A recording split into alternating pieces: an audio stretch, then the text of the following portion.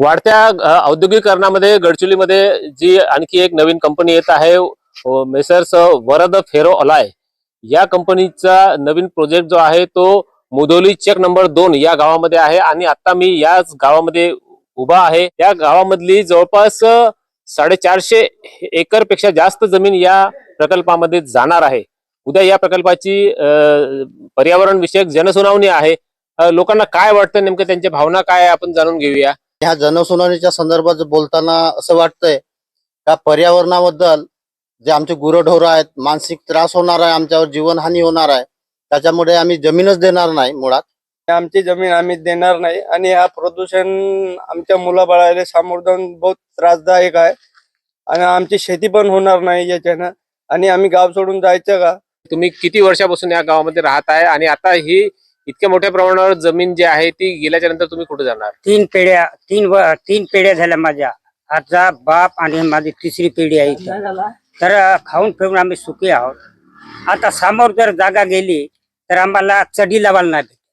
जनसुनावणी जी होणार आहे म्हणजे ही जमीन देण्याच्या संदर्भातली पुढची प्रक्रिया आहे। हे कारखाने झाले का प्रदूषण झालं का मग दवाखाने करतील। दवाखाने करून काय फायदा बा? शेतकऱ्याचं शेवटी कसं म्हणणं राहील का जर आज एखाद्या गोष्टीचे जर समजा नुकसान झाले तर पुन्हा पैसा खर्च करा, मग त्याच्यापेक्षा जर ते नाही झालं तर हे बरं होईल। जनसुनावणी गडचिरोलीला ठेवण्यामागचं काय कारण आहे सर? हा भाग नक्षलग्रस्त भाग नसून प्लेन भाग आहे, त्याच्यामुळे जनसुनावणी स्थानिक लेवलवर ठेवायला पाहिजे होती। स्थानिक लेवलवर ठेवल्यास त्याला सर्वसामान्य जनतेची सगळी समस्या मांडता येत होती।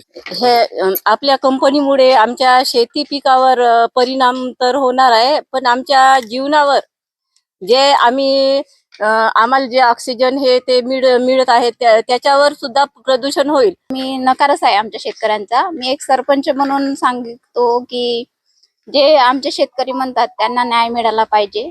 घरोघरी जाऊन शेतकऱ्यावर दबाव टाकून की तुम्ही नोटीस घ्या, हा संदर्भामध्ये त्यांनी वारंवार शेतकऱ्यांना प्रशासनाने दबाव आणून नोटीस घेण्याच्या बाबतीत त्यांना हे केले, तरी सुद्धा कास्तकारांनी कुणी सुद्धा नोटीस घेतलेले नाही आणि त्यांना पळ काढून लावलेलं आहे। आम्ही एकदा नाही तीनदा 2025 जुलैमध्ये शेवटचा ठराव पेसा सभेचा आम्ही नाकारला की आम्हाला भूमी संपादनामध्ये शेती द्यायची नाहीये आणि आमच्या शेती हा जलसिंचित शेती आहेत, ओलिताच्या शेती आहेत। हा मुधोली जयरामपूर हा जो परिसर आहे हा परिसर मध्ये सुपीक जमिनी आहेत, नदीकाठच्या जमीन आहे आणि आम्ही कुठल्याही अवस्थेमध्ये भूमी संपादनासाठी जमीन देणार नाही आहोत। जे गावकऱ्यांचा विरोध किती तीव्र आहे आपण बघितलं की कोणत्याही परिस्थितीत आम्ही जमीन या प्रकल्पासाठी देणार नाही अशी या शेतकऱ्यांची गावकऱ्यांची भावना आहे। आता त्यांच्या भावनेचा आदर ठेवून हा प्रकल्प या ठिकाणावरून रद्द केला जातोय का हेच आता बघावं लागेल। मनोज ताजने, लोकशाही मराठी, मुधोली चक, गडचिरोली। वाढत्या औद्योगिकरणामध्ये गडचिरोलीमध्ये जी आणखी एक नवीन कंपनी येत आहे मेसर्स वरद फेरो अलाय या कंपनीचा नवीन प्रोजेक्ट जो आहे तो मुधोली चेक नंबर 2 या गावामध्ये आहे आणि आता मी याच गावामध्ये उभा आहे। या गावामधली जवळपास 450 एकर पेक्षा जास्त जमीन या प्रकल्पामध्ये जाणार आहे। उद्या या प्रकल्पाची पर्यावरण विषयक जनसुनावणी आहे। लोकांना काय वाटतं, नेमकं त्यांच्या भावना काय आहे आपण जाणून घेऊया।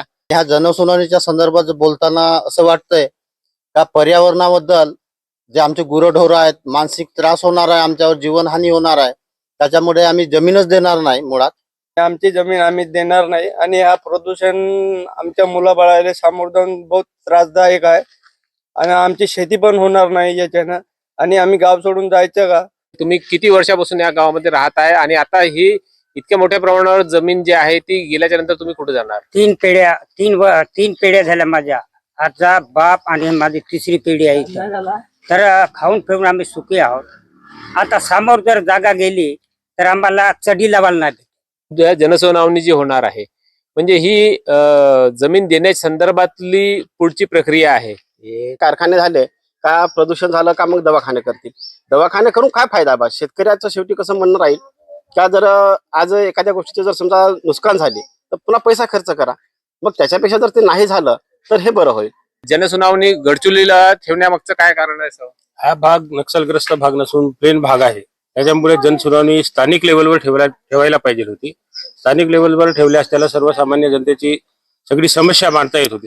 हे आपल्या कंपनीमुळे आमच्या शेती पिकावर परिणाम तर होणार आहे, पण आमच्या जीवनावर जे आम्हाला जे ऑक्सिजन हे ते मिळत आहे त्याच्यावर सुद्धा प्रदूषण होईल. मी नकारच आहे आमच्या शेतकऱ्यांचा. मी एक सरपंच म्हणून सांगतो की जे आमचे शेतकरी म्हणतात त्यांना न्याय मिळाला पाहिजे.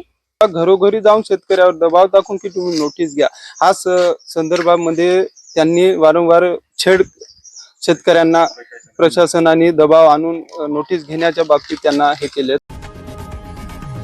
लोकशाही मराठी ऐका, पहा, जागरूक रहा.